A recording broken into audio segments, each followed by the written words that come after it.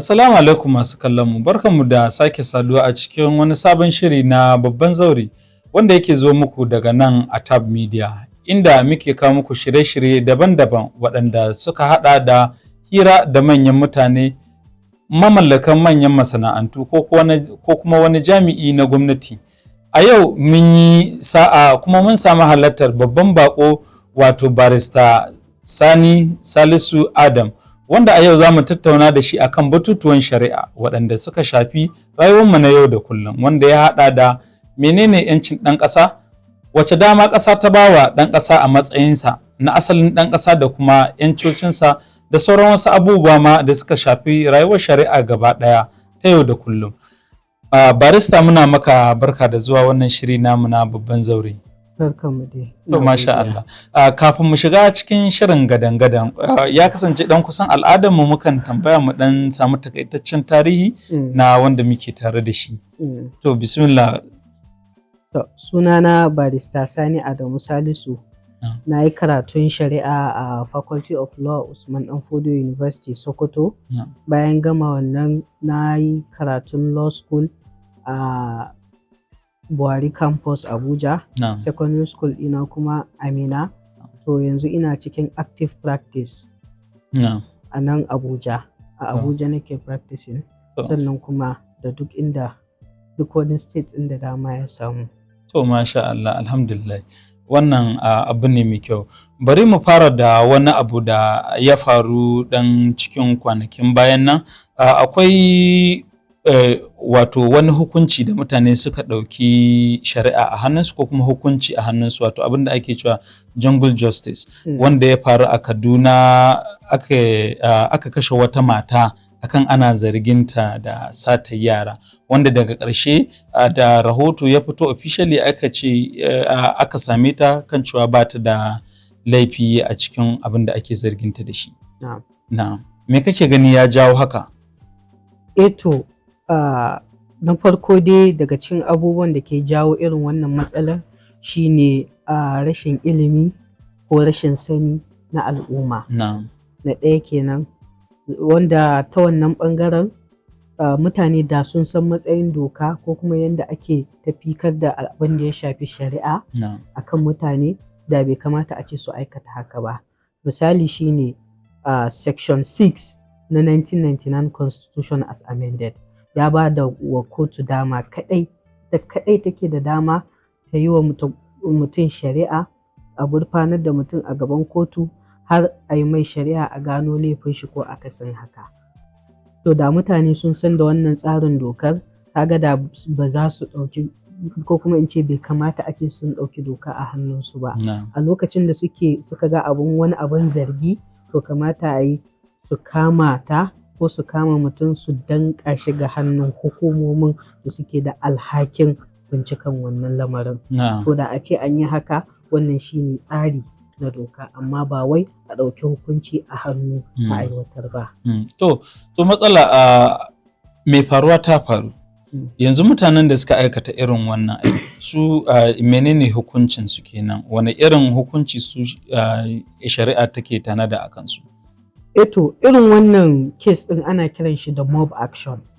Mob action ma'ana yana nufin cewa a samu taron jama'a bila adadin ko wasu adadi masu yawa su taru akan mutum, su kashe shi, su mai duka ko kuma su mai wani al'amari da zai lahanta shi har ya kai ga mutuwarsa, ba tare da an iya tantancewa wane ko mutane masu ɗumbin yawa.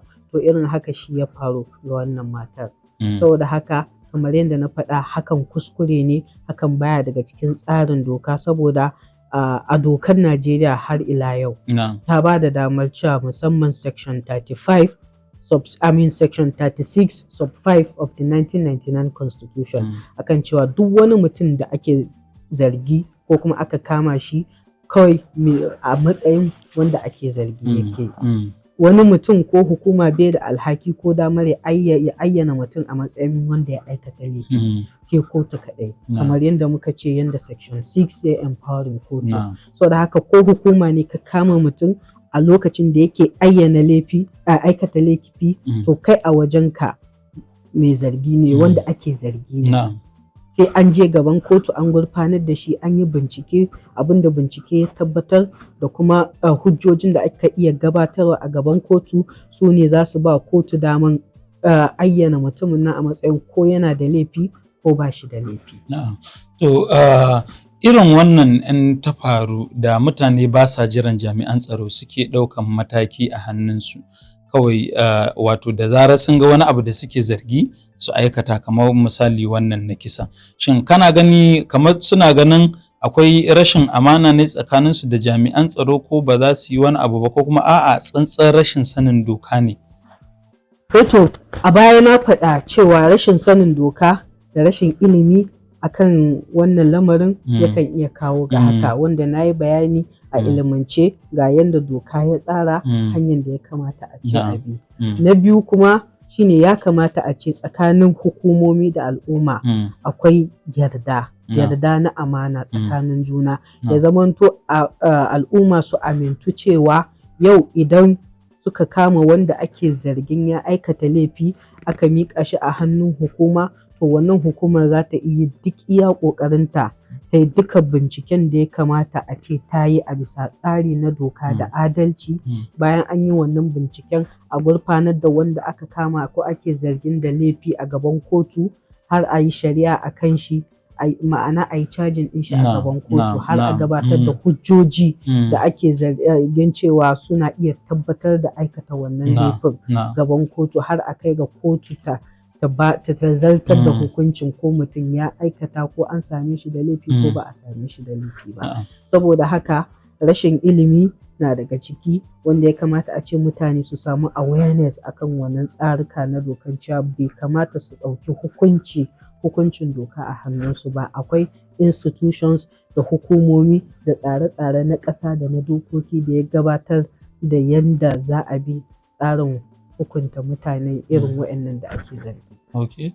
To da kai maganan na tsarin hukunta mutane zuwa shi rai na ɗan adam yana da matuƙar muhimmanci, wanda ko a addinance ran mutum guda ɗaya ya fi kasalwantar da. To abin da nake so in sani yanzu cewa shin in aka sami irin wannan wanda daga baya a tsarin shari'a a wannan ƙasar yaya ake bi domin a kamo, duk da cewa za a ce wato taron jama'a ne suka yi kisan, wato mob attack kenan ko kuma mob action, amma na tabbata akwai shari'a, akwai tsari na shari'a da ake bi domin a kamo mutanen da suka yi irin wannan kisa, kuma wani hanya ake bi domin a kamo su kuma sannan kuma a yi ƙoƙarin hukunta su. Amma kafin ka bani wannan amsar barista, bar mu je hutun rabin lokaci mu dawo. Masu kallon mu da sauraron mu a tsimaye mu 'yan mintuna daƙiƙan za mu je hutun rabin lokaci mu dawo.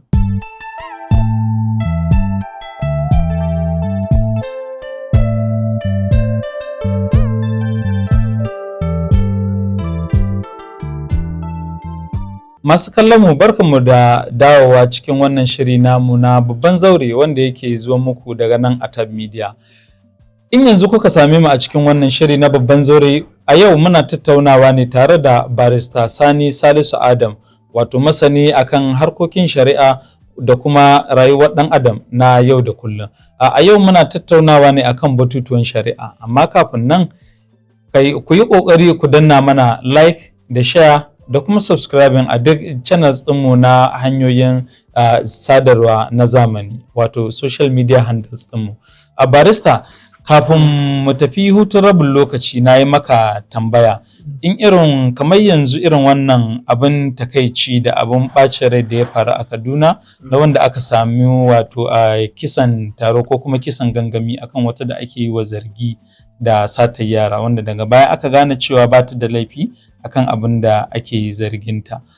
Ta yaya ake bi domin a gano irin waɗanda, wani irin matakin shari'a ake bi domin a gano waɗanda suka aikata irin wannan laifi, sannan kuma wani irin hukunci tsarin shari'a na wannan ƙasar ya tanadar musu? So, wato dama kamar yadda na faɗa akwai tsare-tsare na dokoki a ƙasar nan da kuma hukumomi. Daga cikin tsare-tsaren shine 'yan sanda su suke da alhaki na binciken abin da ya shafi crimes a ƙasa idan an yi committing crime ko kuma ana tunanin akwai possibility din za a yi committing crime. So da haka wannan haƙƙin yana hannun 'yan sanda. Daga lokacin da 'yan sanda suka samu report akan wannan, to alhaki ne a kansu su yi launching investigation, a fara bincike mai tsanani, musamman case irin wannan da ya shafi kisa, wanda yana daga cikin case mafi girma a ce al'amarin kisa. To dole a yi launching investigation, a yi bincike mai tsanani, a tabbatar da gaskiya ko kuma abin da ke cikin wannan al'amarin. Kafin nan idan an yi wannan binciken, duk abin da sakamakon bincike ya bada da shi za a tattara a gurfanar a gaban kotu, ma'ana a yi filing charge kenan. Sai a shigar da ƙara a gaban kotu. Hukumar 'yan sanda ita take da alhakin prosecuting, ma'ana ta bibi wannan shari'ar na gurfanar da wanda ake zargi har da ta kai ga gudanar da hujjoji a gaban kotu, domin ta tabbatar wa kotu cewa wanda ko kuma wane da suke zargi a matsayin ya aikata laifi kaza ya aikata. Su nasu aikin bincike da gurfanarwa da tabbatar da laifi. Kotu kuma aikinta ne ayyana mai laifi da wanda ba shi da laifi. Bayan ta saurari sakamakon ko kuma hujjoji daga kowane ɓangarorin masu gurfanarwa da kuma ɓangarorin kariya. So masha Allah, na fahimta. So yanzu irin wannan abin haka da yake faruwa, wani tsari kake ganin ya kamata a ce ita gwamnati ta fito da shi tare da ita da jami'an tsaro sun fito da shi, wanda ya kamata a ce sun fito da shi kuma sun tabbatar da shi domin kare irin wannan abin da yake faruwa? Domin wannan abu ne da yake barazana ga rayuwar kowa. Wani zai iya zuwa wucewa, watakila abin da ake zargi ba shi ya aikata ba, a masa ihu a ce ya aikata laifi kaza ko wani abu, kuma ƙarshe mutane su yi gangami su kashe shi, daga baya kuma a zo a tabbatar da cewa ba shi da laifi. So ina ganin wannan abu ne da yake barazana ga rayuwar kowa. So na mataki kake ganin ya kamata a ce gwamnati da jami'an tsaro sun haɗa kai sun fito da shi tsayayye guda ɗaya? Wato kamar yadda nake ta faɗa tun ɗazu, tsare-tsare na dokoki akwai su, kawai abin da muke bukata shine enforcement, ma'ana aiwatar da wayannan tsare-tsaren na dokoki. Muna da hukumomin 'yan sanda, muna da gwamnatoci, muna da wasu hukumar 'yan sandan da suke da alhakin yin bincike daga gurfanarwa.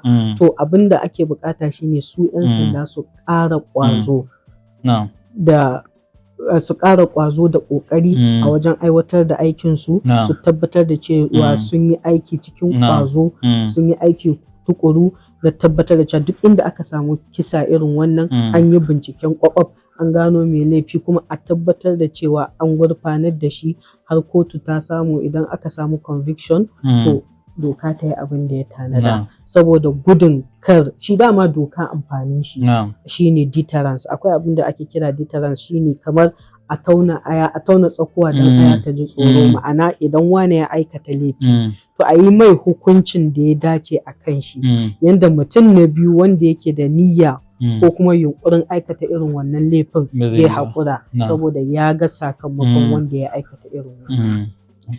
To masha Allah, na fahimta. Barista, idan muka koma ɓangaren shari'a ita kanta, wato akwai ƙorafe-ƙorafe da zarge-zarge wani lokaci da dama da yakan taso daga wajen jama'a gari da kuma marasa ƙarfi wani lokaci, musamman ga ɓangaren kotunan jihohi da kuma na tarayya, inda za ka ji ana zarge-zargen ko maganar jinkirin shari'a ko cushe ko kuma ɓatan wato wasu muhimman bayanai waɗanda suka danganci wata shari'a da take faruwa.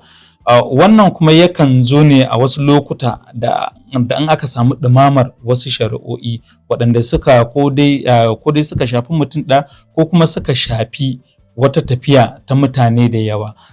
To misali yanzu kai a matsayinka na mai fafutuka a ɓangaren shari'a, shin wannan zarge-zargen akwai irin waɗanda suke faruwa a ɓangaren shari'a ko kotunanmu na jihohi ko na tarayya, ko kuma a'a kawai fahimtar mutane ce ko kuma rashin sanin asalin yadda shari'a ma yake tafiya ne?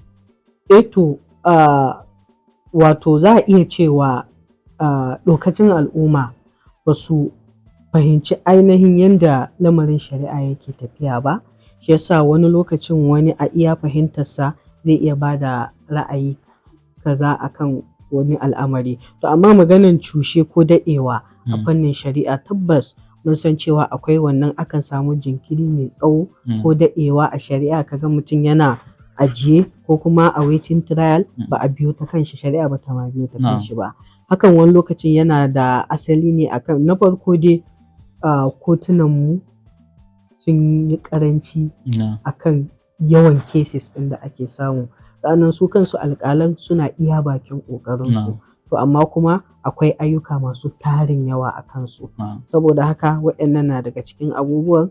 Sannan kuma ɓangaren prosecution, ma'ana waɗanda suke da alhakin, musamman wannan ta ɓangaren criminal aspect kenan, waɗanda suke da alhakin gurfanar da masu laifi, wani lokacin su kansu akwai shirye-shirye ta ɓangaren su da ya kamata a ce sun yi kafin ma a fara shari'a, kamar ɓangaren gudanar da bincike, sahihin bincike da kyau, thoroughly, kafin a gurfanar da mutum, yadda kawai da an gurfanar da shi ko kuma sun kama shi in yana detention, in ana shari'a na tafiya.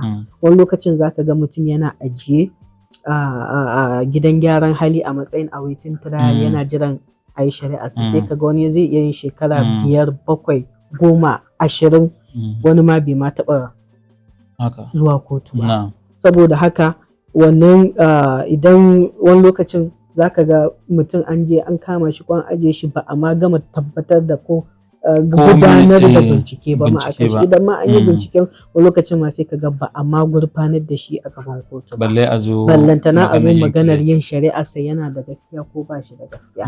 To kaga wannan yana daga cikin abubuwan da ke kawo jinkiri a shari'a. To wani lokacin aka samu irin waɗannan cases na waiting trial da aka zo, wanda zaka ga an zo an tabbatar maybe daga ƙarshe mutum kuma ba shi da laifi, wanda zai kai har a sallame shi. Akwai wani tanadi ko wani compensation da ko gwamnatin jiha ko gwamnatin tarayya take yi domin rage musu raɗaɗin irin zaman da suka yi a cikin irin wannan wahalar? Ai mafi yawanci wani lokacin zaka ga ya danganta da wani irin shari'a ne. Wani shari'ar zaka ga watakila hukuncin laifin ma da ake zargin shi watakila shekara 5 ne, watakila shekara 10 ne, amma ya shekara 10 ko 20 a aje. To idan kotu wani lokacin ta ba da hukunci, wata kotun tana iya duba wannan yanayin ta ce to tunda haka ne, wannan hukuncin da aka mai na ɗaurin shekara 5 ko shekara 10 ya fara tun daga rana ta farko da aka fara tsare shi. To kaga ba daga ranar da aka zartar da hukunci ba. Kaga hakan na nufin cewa idan ya shekara 17 a ajiye, sannan kuma hukuncin sama na shekara 10 ne, to kaga ya ma riga ya yi wannan shekara 10 har da ƙari. To kaga sai a to kawai sai dai a sallame shi. So kuma babu wani tanadi da gwamnati ta yi masa wajen compensation, lokacinsa da aka bata, rayuwarsa da aka saka ta a wani mummunan hali, aka raba shi da iyalinsa da aikinsa ko da kasuwancinsa. Shin babu wannan dokar kenan, ko kuma babu wani tanadi da aka yi domin wannan compensation din? Kafin ka ba mu amsa barista, bari mu je hutun rabin lokaci mu dawo. A masu kallon mu da sauraron mu, kun ji mun koro a wato batu na shari'a da kuma dokoki na tsarin zamantakewar ƙasar Najeriya da kullum. Bar mu je hutun rabin lokaci mu dawo domin ci gaba.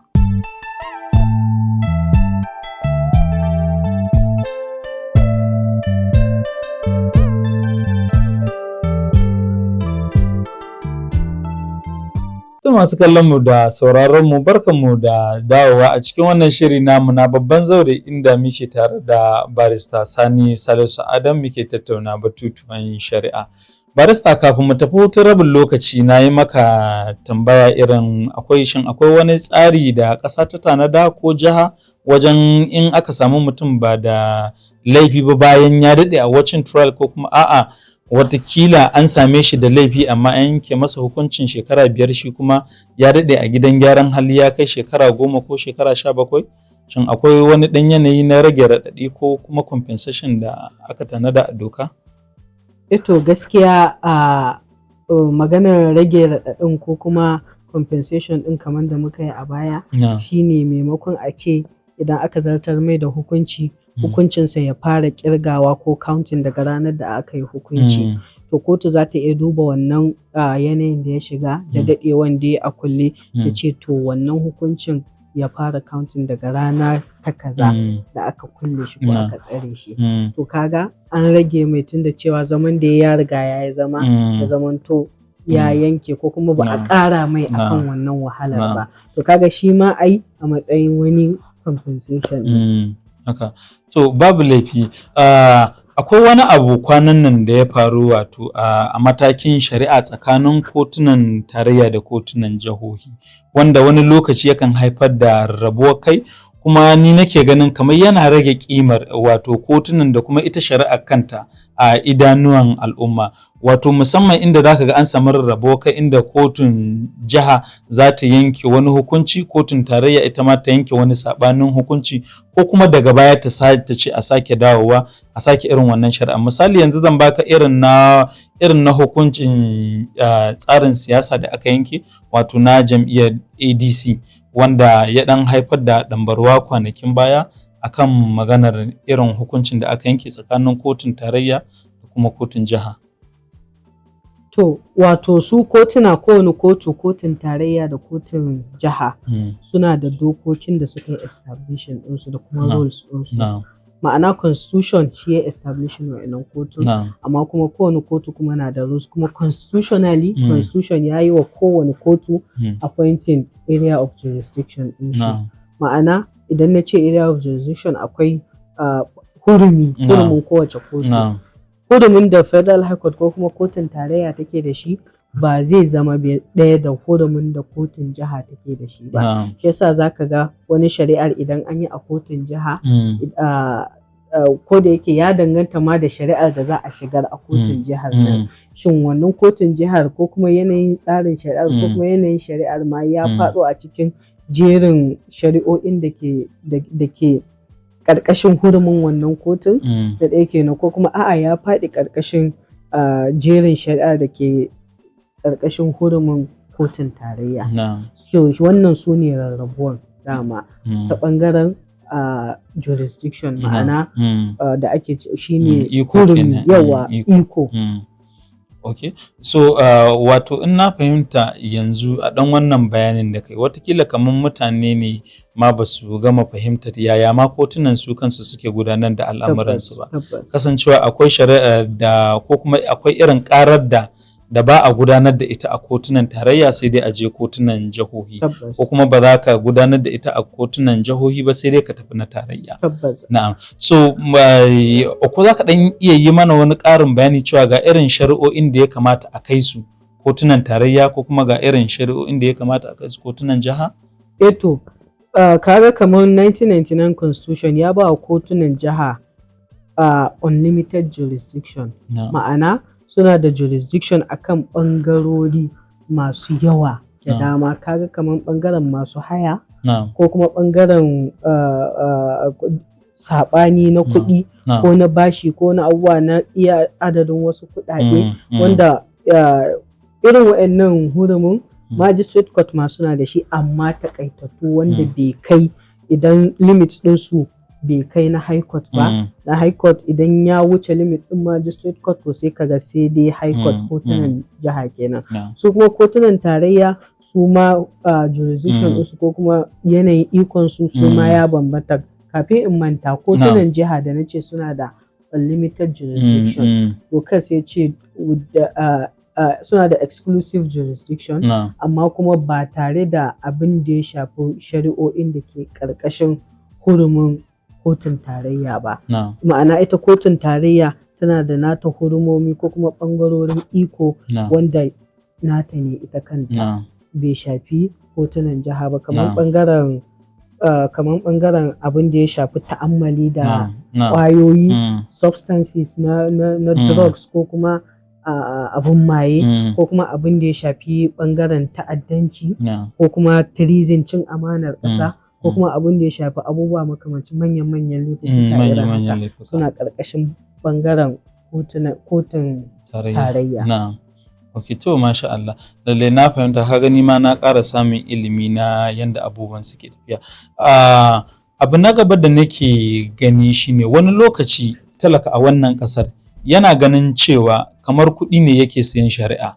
Abin da yasa na ce haka shine wani lokaci talaka yana ganin ba shi da iko ko kuma ba shi da zai ɗauki kuɗin ya ɗauki nauyin lauyan da zai iya kare masa haƙƙi ko kuma ya ko kuma ya masa jagoranci wajen shari'a ba.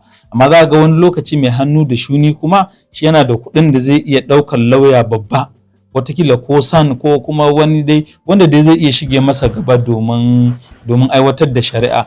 Wane irin tanadi kake ganin gwamnati ta yi domin ganin cewa lallai ita ma ta tanadar wa lauya mai ƙarfi da talaka wanda zai iya yi masa jagoranci wajen shari'a?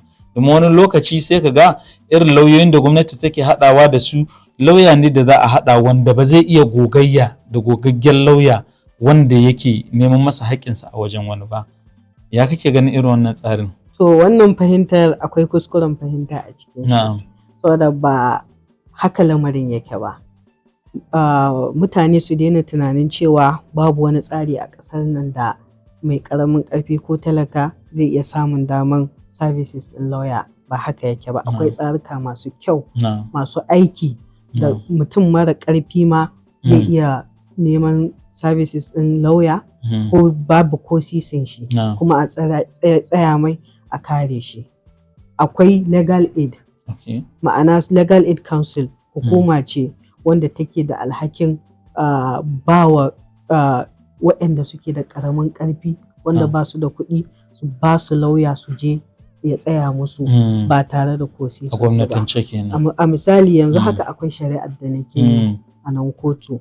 Yanzu haka kes ɗin nan mun je har wajen sau 3 ko sau 4 ba a yi ci gaba da kes ɗin ba.